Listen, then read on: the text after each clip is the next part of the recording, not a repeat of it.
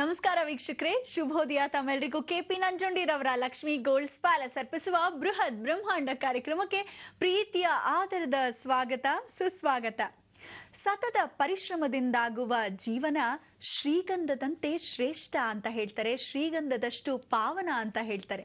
ಹಾಗಾಗಿ ಯಾವುದೇ ಒಂದು ಕೆಲಸ ಆಗ್ಲಿ ನಮ್ಮ ಜೀವನದಲ್ಲಿ ಅತಿ ಬೇಗ ನಮಗೆ ದೊರೆತು ಬಿಟ್ರೆ ನಾವು ಇಷ್ಟಪಟ್ಟಿದ್ದು ಅದರಲ್ಲಿ ಅಷ್ಟೊಂದು ಮಜಾ ಇರಲ್ವಂತೆ. ಹಾಗಾಗಿ ಶ್ರಮದಿಂದಾದರಷ್ಟೇ ಅದಕ್ಕೆ ಪಾವನ ಅಂತ ಹೇಳೋದು. ಗುರೂಜಿ ಅವರನ್ನ ಕಾರ್ಯಕ್ರಮಕ್ಕೆ ಸ್ವಾಗತಿಸೋಣವಾ? ಶ್ರೀತರು ಶ್ರೀ ಸಂಪೂರ್ಣ ಸನಾತನ ಧರ್ಮ ಸಂರಕ್ಷಣಾ ಸಮಿತಿಯ ಸಂಸ್ಥಾಪಕರು ಹಾಗೂ ಶ್ರೀ ಸಂಪೂರ್ಣ ವರಮಹಾಲಕ್ಷ್ಮಿ ಮಹಾಸಂಸ್ಥಾನದ ವ್ಯವಸ್ಥಾಪಕ ನಿರ್ದೇಶಕರು, ನಮ್ಮೆಲ್ಲರ ಪ್ರೀತಿಯ ಗುರುಗಳು ಶ್ರೀ ನರೇಂದ್ರ ಬಾಬು ಶರ್ಮಾ ಗುರುಜಿ ಅವರು. ಗುರುಜಿ ನಮಸ್ಕಾರ. ಬೃಹತ್ ಬ್ರಹ್ಮಾಂಡ ಕಾರ್ಯಕ್ರಮಕ್ಕೆ ಸ್ವಾಗತ ಗುರುಜಿ. ತಮ್ಗೆ ನಮಸ್ಕಾರ ಗುರುಜಿ. ಇವತ್ತು ಶುಕ್ರವಾರ, ಸಾಕಷ್ಟು ವಿಶೇಷ ಮಾಹಿತಿಯ ಬುತ್ತಿ ನಮ್ಗಾಗಿ ಕಾಯ್ತಿದೆ ಅಂತ ಗೊತ್ತು. ಏನ್ ಹೇಳ್ತಿದ್ದೀರಾ ಇವತ್ತು? ಎಲ್ಲ ವೀಕ್ಷಕ ಬಾಂಧವರಿಗೆ ಪರಿಪೂರ್ಣವಾದ ಸ್ವಾಗತ ನಮ್ಮ ನಿಮ್ಮೆಲ್ಲರ ಬ್ರಹ್ಮಾಂಡ ಲೋಕಕ್ಕೆ. ಇವತ್ತಿನ ದಿವಸ ಬಹಳ ವಿಶೇಷ ಅಂತ ಹೇಳ್ಬೋದು. ಕ್ಷೀರ ತರ್ಪಣವನ್ನು ಮಾಡತಕ್ಕಂಥ ಕ್ಷೀರವ್ರತ, ತದನಂತರ ಕ್ಷೀರ ಕ್ಷೇಕರಣೆ ಮಾಡ್ಕೊಳ್ತಕ್ಕಂಥ ವ್ರತ ಮೊದಲನೇದಾಗಿ. ಎರಡನೇ ಭಾಗ ತಿರುವೋಣಂ. ಓಣಂ ಅನ್ನೋದು ಆಚರಿಸ್ತೇವೆ, ಆದರೆ ತಿರುವೋಣಂ ಅನ್ನೋದು ಬಹಳ ಮುಖ್ಯವಾಗಿರ್ತಕ್ಕಂಥ ವಿಚಾರ. ಏನು ತಿರುವೋಣಂ? ಸಾಕ್ಷಾತ್ ಕೃಷ್ಣ ಪರಮಾತ್ಮನ ನೆನೆಸ್ಕೋಬೇಕು, ಬಲಚಕ್ರವರ್ತಿ ನೆನೆಸ್ಕೋಬೇಕು, ಕೇರಳ ಪ್ರಾಂತದಲ್ಲಿ ಬಹಳ ಮುಖ್ಯವಾಗಿರ್ತಕ್ಕಂಥವ್ರು ನೆನೆಸ್ಕೋಬೇಕು. ಇವತ್ತಿನ ದಿವಸ ಆ ತಿರುವೋಣಂ ಅನ್ನೋದು ಕೇರಳ ಪ್ರಾಂತದವರು ಬಹಳ ಚೆನ್ನಾಗಿ ಆಚರಿಸ್ತಾರೆ. ಎಷ್ಟು ಚೆನ್ನಾಗಿ ಅಂದರೆ ಆನಂದವೋ ಆನಂದ.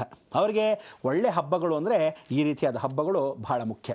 ಇದರಲ್ಲಿ ನೋಡಿ, ತಿರುವೋಣಮನ್ನು ಮಾತ್ರ ಬಹಳ ಚೆನ್ನಾಗಿ ಅಂದರೆ ಮುಸಲ್ಮಾನರು, ಕ್ರಿಶ್ಚಿಯನ್ರು, ಹಿಂದೂಗಳು ಅಂದರೆ ಕೇರಳ ಪ್ರಾಂತದಲ್ಲಿರ್ತಕ್ಕಂಥ ಮೂರೂ ಜನಾಂಗಗಳು ಎಷ್ಟು ಚೆನ್ನಾಗಿ ಆಚರಿಸ್ತಾರೆ ಅಂದರೆ ಆ ಓಣಂ ಹಬ್ಬದ ದಿವಸ ಎಲ್ಲರೂ ಗಲಗಲಗಲ ಅಂತ ಇರ್ತಾರೆ. ಎಷ್ಟು ಚೆನ್ನಾಗಿ ಅಂದರೆ ಪ್ರತಿಯೊಬ್ಬ ಮನುಷ್ಯನೂ ಆ ಹೆಂಗಸರು ಆ ಸೀರೆಯನ್ನು ಬಿಳಿಯಾಗಿರ್ತಕ್ಕಂಥ ಸೀರೆ, ಬಿಳಿ ಸೀರೆ ಅಂದರೆ ಸ್ವಲ್ಪ ಮಟ್ಟಿಗೆ ಏನು ಮಾಡ್ತಾರೆ, ಯೆಲ್ಲೋ ಟಿಂಟು. ಹೇಗೆ ಅಂದರೆ ಆನೆ ಗಂಧದ ಕಲರ್, ಆನೆಯ ದಂತದ ಕಲರು, ಗಂಧ ದಂತ ಎರಡೂ ಮಿಕ್ಸ್ ಆದರೆ ಆ ಕಲರಲ್ಲಿ ಜೊತೆಗೆ ಒಂದು ಬಾರ್ಡ್ರು ಹಳದಿ, ಆರೆಂಜ್ ಕಲರು, ಕಾವಿ ಕಲರು ಎರಡೂ ಸೇರಿ ಮಿಶ್ರಣವಾಗಿರ್ತಕ್ಕಂಥ ಈ ಬಣ್ಣದಲ್ಲಿ ತಲೆಗೆ ಹೂವನ್ನು ಮುಡಿದಿರ್ತಾರೆ. ಕಪ್ಪಾಗಿದ್ರು ಕಳಕಳೆಯಾಗಿ ಲಕ್ಷಣವಾಗಿರ್ತಕ್ಕಂಥ ಹೆಣ್ಣುಮಕ್ಕಳು, ಗಂಡಸರು ಮೀಸೆ ಬಿಟ್ಕೊಂಡು ಏನು ಗಂಡಸ್ತನ ಅಂದರೆ ಅಷ್ಟು ಚೆನ್ನಾಗಿರ್ತಕ್ಕಂಥ ಗಂಡು ಜಾತಿಯವರು. ಪ್ರತಿಯೊಬ್ಬರು ಏನು ಅಂತ ಹೇಳ್ತಾರೆ ಅಂದರೆ, ಕಷ್ಟಪಟ್ಟು ಪರಿಶ್ರಮ ಮಾಡತಕ್ಕಂಥ ಕೇರಳದಲ್ಲಿ ಪ್ರತಿಯೊಬ್ಬರು ಓದು ವಿದ್ಯಾವಂತನಾಗಿರ್ತಕ್ಕಂಥ ಲಿಟ್ರೇಟ್.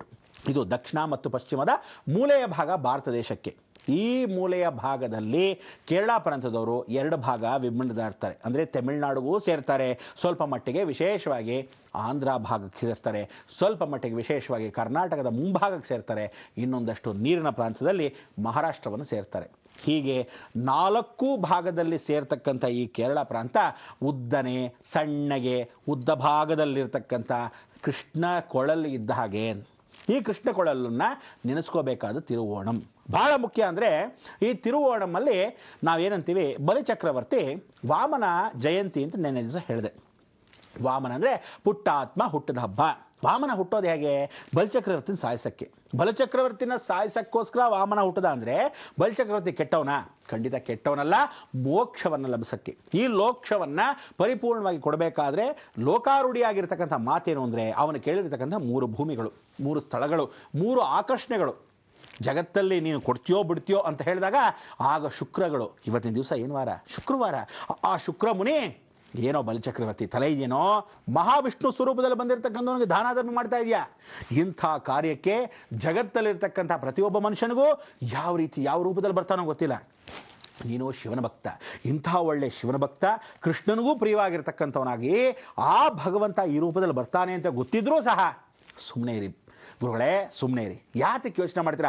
ಪರಮಾತ್ಮ ನನ್ನ ಮನೆಗೆ ಬರ್ತಾ ಇದ್ದಾನೆ ದಾನವನ್ನು ಕೇಳಕ್ಕೆ ಅಂದರೆ ನಿಜವಾಗ್ಲೂ ಸಾರ್ಥಕ ನನ್ನ ಜನ್ಮ. ಅಂದರೆ ಯಾರಿಗೂ ದಾನ ವೀರ ಶೂರ ಕರ್ಣ ಅಂತ ಕರ್ಣನ ಹಾಗೆ ದಾನ ಮಾಡಿದವನು ಬಲಿಚಕ್ರವರ್ತಿ ಇನ್ನೊಬ್ಬ. ಅದಕ್ಕೆ ಬಲಿಚಕ್ರವರ್ತಿ ಎಷ್ಟು ಶ್ರೇಷ್ಠವಾದ ದಾನಿಗಳು ಅಂದರೆ, ಇಡೀ ಜಗತ್ತಲ್ಲಿ ಅವನಲ್ಲಿರ್ತಕ್ಕಂಥ ಪ್ರತಿಯೊಂದನ್ನು ದಾನವನ್ನಾಗಿ ಕೊಟ್ಟಿರ್ತಕ್ಕಂಥವನು. ಅಂಥ ದಾನ ಇದುವರ ತನಕ ಭೂಮಿಯಲ್ಲಿ ಸ್ಮರಣೆ ಮಾಡ್ಕೊಳ್ತಕ್ಕಂಥ ಪ್ರತಿಯೊಬ್ಬನು ತಿರುವೋಣಂ. ನಾವ್ಯಾವ್ದು ಸ್ಮರಣೆ ಮಾಡ್ಕೊತೀವ? ಇಲ್ವೇ? ಅವ್ರವ್ರ ಪ್ರಾಂತದ ಪೂಜೆ ನಾವ್ಯಾಕೆ ನೆನೆಸ್ಕೋಬೇಕು ಅನ್ಕೊಂತೀರ? ಕೃಷ್ಣ ದ್ವಾರಕಾಲ ಕೂದಿರೋ ಕೃಷ್ಣ ಪರಮಾತ್ಮನ್ನ ಇವತ್ತಿಗೂ ಒಂದೊಂದು ಪಾದಗಳು ಎಲ್ಲೆಲ್ಲಿಟ್ಟ? ವಾಮನಾವತಾರದಲ್ಲಿ ಕೇಳ್ದ, ನನ್ನ 3 ಪಾದಕೆಗಳು ಇಡಬೇಕು, ನೀನು ಹೇಗಾದರೂ ಅರ್ಘ್ಯವನ್ನು ಕೊಡು. ಅರ್ಘ್ಯವನ್ನು ಬಿಟ್ಟು ಸಮರ್ಪಯಾಮಿ ಅಂತ ಕೊಡಬೇಕು. ಖಂಡಿತ ಕೊಡ್ತೀನಿ ಅಂತ.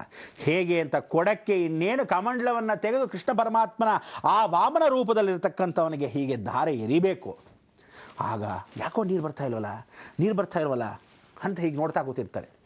ಆಗ ಈ ದರ್ಬೆಯನ್ನು ತೆಗೆದು ದರ್ಭಾಸೆಯಲ್ಲಿ ಪರಿಪೂರ್ಣವಾಗಿ ತೆಗೆದು ಹೀಗೆ ನೋಡಿ ಅಲ್ಲೆಲ್ಲೋ ಕಸ ಸೇರಿಕೊಂಡಿದೆ. ಕೃಷ್ಣ ಬುದ್ಧಿವಂತ, ವಾಮನ ಅವತಾರದಲ್ಲಿದ್ದರೂ ಅವನ ಇಷ್ಟಕ್ಕಂಥ ಬುದ್ಧಿವಂತ. ಎಷ್ಟು ಚೆನ್ನಾಗಿ ಅಂದರೆ, ನಿನ್ನ ಋಣವನ್ನು ಕೃಷ್ಣನ ಕಾಲಕ್ಕೆ ದ್ವಾಪರ ಯುಗದ ನಂತರವೂ ಕಲಿಯುವುದಲ್ಲೂ ಸ್ಮರಣೆ ಮಾಡಿಕೊಳ್ಳೋ ಆಶೀರ್ವಾದ ಕೊಡ್ತೀನಿ ಅಂತ ಹೇಳಿ ಬಲಚಕ್ರವರ್ತಿಗೆ ಆಶೀರ್ವಾದ ಕೊಟ್ಟೆ.